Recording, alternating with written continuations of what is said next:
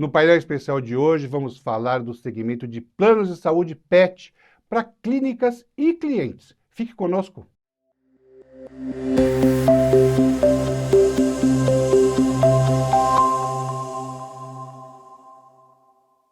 No episódio de hoje, o tema é um segmento em plena expansão. Os planos de saúde PET, que beneficiam tanto as clínicas quanto os tutores. Para bater esse papo conosco, está aqui o médico veterinário, o Dr. Luiz Trevisan, sócio da clínica Jampavet, e o Luiz Gênova, sócio e CEO da APET. Contaremos também com a presença de Francisco Galiza, que é o nosso consultor econômico. Tudo bom, Galiza? Como é que você está? Tudo bem, Paulo, tudo bem. Galiza, e quais são os seus comentários? Inicialmente, prazer estar conversando com o Dr. Luiz Trevisan, com o Luiz Gênova, né, da PET. Vamos falar de alguns números rápidos, só para a gente se situar no problema. Segundo os dados de 2025, dados atuais, do Conselho Federal de Medicina Veterinária do Brasil, né, há 77 mil estabelecimentos veterinários no país, no Brasil, né? Em números redondos, a gente tem 39 mil clínicas, 24 mil pet shops, 13 mil consultórios e um pouco mais de 1.000 hospitais. Então, é um campo de atuação muito grande, né? É um potencial de crescimento muito grande. Então, são desses números que a gente está falando e a gente vai discutir a ideia de plano de saúde para a clínica, que vai ser algo muito interessante. Muito bom, Galiza. Dr. Luiz Trevisan, seja bem-vindo ao programa, é uma honra e orgulho tê-lo aqui conosco. Bom, vou começar com uma pergunta particular, na verdade, uma consulta particular. Eu tenho um cachorro que chama Thor, né? E eu sou tutor desse bichinho, que ele devia ser, na verdade, um cão de guarda, mas hoje em dia ele é um cão de estimação. Ele não sabe disso, não descobriu que ele deveria ser um cão de guarda e se tornou um grande cão de estimação. É um pitbull, mas ele não sabe que ele é cachorro, na verdade. Bom, que dicas que você daria para um tutor pet ou alguém que quer ter um bichinho? Ô, Paulo, obrigado aqui pela oportunidade. Um prazer estar falando com você, aqui com Galiza, Luiz Gênova. Então vamos lá. Como veterinário, uma dica para quem quer ter um pet ou para quem tem um pet. Vamos lá. Primeiro, para quem quer ter um pet, vamos já pegar o ensejo aí de você ter um pit dócil, né? É muito importante pesquisar antes de você adquirir um pet a raça, o que se adapta ao seu espaço, ao número de pessoas, à idade dos seus filhos, que às vezes engana muito, né? Assim, não, é pequenininho, mas precisa de mais espaço que um São Bernardo, assim. Então, tem que ter esse conhecimento, essa pesquisa profunda do quais são as necessidades daquela raça específica e se você vai poder suprir elas. Às vezes, uma raça maior pode ser melhor para um apartamento, com um tutor que tem disponibilidade espaciado, que uma raça menor que exige muito mais trabalho, banhos constantes, escovações e tal. Então, isso é uma dica muito importante para quem quer adquirir um pet, certo? Para quem já tem um pet como você, a minha principal dica é o quê? Investir em prevenção. Cães, assim como pessoas, assim, a medicina, vamos dizer, a medicina humana na Europa é uma medicina que é focada para prevenção, porque isso previne gastos, você fazendo o preventivo com tratamentos. Enquanto aqui no a nossa mais para a linha de cá do Equador, né, nós temos mais uma medicina voltada para tratamento de doença. Então, você investindo em prevenção, fazendo check-ups anuais, as vacinas estando em dia, usando um bom antiparasitário para controle de carrapatos, mosquitos e pulgas, que são vetores que transmitem muitas das principais doenças, inclusive hoje em dia da clínica, isso é o fundamental para você ter uma longevidade, que é o objetivo de quando você tem um petzinho, um gato, um cachorro, um passarinho, você quer que ele viva muito, né? Hoje nós estamos atravessando fronteiras aí, assim, os cães estão podendo chegar hoje em turno de 20 anos, enquanto antigamente, quando eu era criança, 13 anos, o cachorro já era um cachorro idoso. Hoje chega quando a pessoa pergunta, ele está com 9 anos, já é idoso. Eu falei, já é idoso, mas vai ver mais 9 como idoso, então tem que pensar nisso direitinho. Então, essas eu acho que são as principais dicas para quem, tanto para quem quer também o pet após essa pesquisa e acabar adquirindo, desde filhote manter esses protocolos preventivos para não ser pego de surpresa. Pois é, doutor. O meu Bichinho já completou 10 anos agora, no dia 20 de julho, né? Ele já é o idoso, mas ele, se você vê como ele é tão serelepe, você não diz que ele tem 10 anos. De verdade, é um bichinho que você olha e fala assim, quanta energia que tem. E o Pitbull tem uma energia muito grande, né? Ele corre muito, brinca muito, precisa sair, passear. Ele tem uma passeadora particular que vive passeando com ele para lá e para cá. E ele adora, assim, adora as pessoas. Ele é um bicho que. Eu nunca tive um bicho, e aí vai um depoimento pessoal. Nunca tive um bicho que gostasse tanto de ser humano como esse meu pitbull. Eu não imaginava.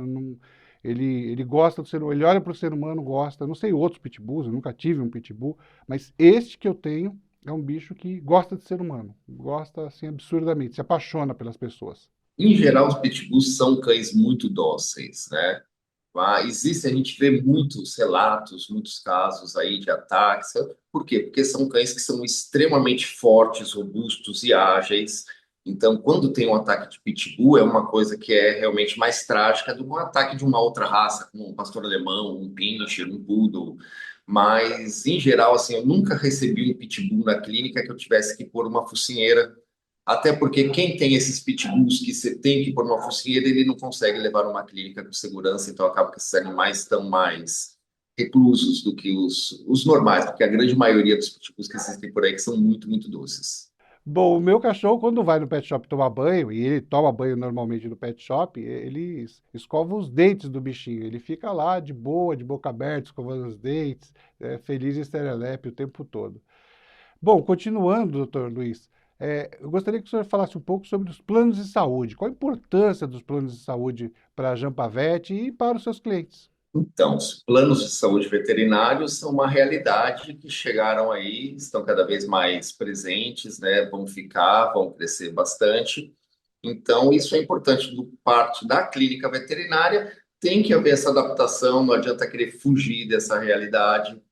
Assim, para quem é um veterinário que tem um consultório, uma clínica, pensa em atender em plano, tem que se estruturar direitinho, tem que fazer a parte financeira, o controle. Uma dica importante também é a seguinte, que cada plano tem o seu perfil, o seu público-alvo, e você precisa estudar se o público-alvo da clínica, do consultório, é aquele público-alvo que atende aquele plano, se esses perfis se encaixam para evitar tendo problema no alinhamento de expectativas entre o tutor e entre a clínica, porque se algo der errado, não vai ser o plano que vai ser prejudicado, vai ser sempre ou o pet ou o nome da clínica que vai estar em jogo. Certo? Falando em números, assim, esse crescimento, a gente, como é uma amostra da realidade aqui, né, a Jampavet, o ano passado, os planos de saúde foram responsáveis por 18% do nosso faturamento. E a gente já notou esse ano um crescimento, esse primeiro semestre já foram responsáveis por 25%. Então, essa é uma realidade que vai atingir todo mundo que é do ramo, que ela está presente. Não adianta você se negar, falar, ah, não, eu não vou atender o plano de saúde, porque você vai acabar tendo uma evasão de clientes que vão acabar contratando um plano e vão procurar outras clínicas que fazem um atendimento credenciado para aquele plano. Agora, o que que é importante? Não querendo puxar a sardinha para o Gênova, né, mas ele estando aqui presente, um plano como a PET, né, uma assistência que respeita tanto os profissionais quanto os tutores, que tem um modelo de atendimento que realmente supre as necessidades do pet, conforme, lógico, cada plano, cada carência, cada valor da franquia, mas assim uma abertura muito grande para dar a liberdade dos tratamentos que o paciente precisa, como do mesmo jeito que não tem assim, a recorrência poder ser feita de exames que são necessários, não um limite, eu tenho direito a 10 mil exames, mas aquele que eu fiz eu não vou poder fazer novamente, porque eu já fiz uma vez. Então, são fatores que são muito importantes na hora tanto do tutor escolher esse plano, quanto do veterinário escolher o plano ao qual ele vai atender. Então, são realidades que têm que ser encaradas de frente. Eu atendo planos veterinários já há 8 anos, já tive planos que eu sou parceiro há 8 anos, que eles estão muito bem. Eu acredito que com a PET eu estou em torno de 7, 6 anos também, é uma parceria bem estabelecida. Já teve planos que eu atendi que em 3 meses eu vi que aquilo não dá certo, que tanto o público que chega pelo plano não é o público que condiz com o nosso atendimento, quanto a parte de tratativas financeiras, negociações não são feitas de uma maneira que a gente consiga suprir as necessidades da clínica. Então, tudo isso sempre tem que ser levado em conta, tanto pelo tutor que vai escolher o plano, quanto pelo veterinário profissional que vai se credenciar a algum deles. Muito bom, doutor Luiz Trevisan. Bom, Luiz Gênova, seja bem-vindo aqui ao programa. É sempre uma honra e um orgulho tê-lo aqui conosco. Eu queria que você me falasse um pouco sobre planos de saúde, né? Em relação a esse tema, quais são os números que você pode nos mostrar? Olá, Paulo. Olá, Galiza. Prazer estar com vocês novamente. Uma honra aí ter o Dr. Luiz Trevisan conosco, um grande parceiro da APET. O doutor falou um pouquinho sobre dicas aí, né, para quem está começando com pet ou quem já tem um pet, né? Eu queria dar uma dica importantíssima. Tem o plano de saúde APET, que aí vai complementar tudo que ele acabou falando com a gente. Bom, o que acontece? A gente entende na APET que para que a gente realmente entregue uma democratização de acesso à saúde, de qualidade e cuidados, né, precisa ter um ecossistema virtuoso. Então, o que quer dizer isso? A gente respeita muito as clínicas são fundamentais, né, os veterinários fundamentais no processo, então a gente valoriza muito esse profissional. É muito importante ter canais de distribuição para efetivamente entregar esse acesso, né, aos tutores, né? Então, hoje a gente distribui através de instituições financeiras, varejo, cooperativas, corretores de seguro, de forma digital. Então, você dá um acesso, canais de acesso. Do outro lado, você tem clínicas parceiras, como a Jampavet, que está com a gente há quase 8 anos, né? Entregando essa qualidade, né, esse atendimento aos tutores. Ter um plano de saúde sério, né, que tenha capacidade financeira, que tenha esse relacionamento, entenda realmente que o ecossistema tem que ser virtuoso. E no final de tudo isso, quem ganha? É o tutor e o seu pet, que no nosso caso é o centro das nossas atenções. Então, isso é fundamental. Mas vamos falar de alguns números aqui. Então, o Brasil hoje tem, somando cães e gatos, 100 milhões de pets. Olha que número interessante. Hoje, menos de 1% dos pets hoje tem um plano de saúde. Então, você imagina o potencial que existe. Como o doutor falou, a gente tem estatísticas aqui também, que as clínicas que atendem um plano de saúde, um bom plano de saúde, né, que respeite as clínicas dos veterinários, elas crescem faturamento 25%, 30% com o plano de saúde, né? E sem ter que aumentar sua capacidade produtiva. Então, no final do dia, isso gera lucro, gera caixa, né? Então, você imagina isso para pequenos e médios veterinários e clínicas, né? Isso é fundamental. Aqui na PET, por exemplo, nós temos hoje, atendemos mais de 100 mil PETs na nossa carteira. A gente atendeu cerca de 20 mil acionamentos em 2024, quase 30 mil procedimentos, né? E eu tenho certeza que muitas pessoas que usaram o plano de saúde para ter acesso a um serviço de qualidade veterinário, talvez não fosse ao veterinário se não tivesse plano de saúde, né? Pelos custos que existem. Então, realmente, eu acho que o plano de saúde, sempre considerando um ecossistema virtuoso, ele é uma porta de acesso, né? E uma porta de inclusão para tutores e seus pets. Muito bom, Luiz Gênova. Esta edição do painel especial está chegando ao final. Nossos agradecimentos ao Luiz Gênova. Legal, Paulo. Obrigado pela oportunidade novamente. E só para complementar, né, a gente falou muito do ecossistema virtuoso, e onde que se reflete isso, né? Realmente na experiência encantadora do cliente.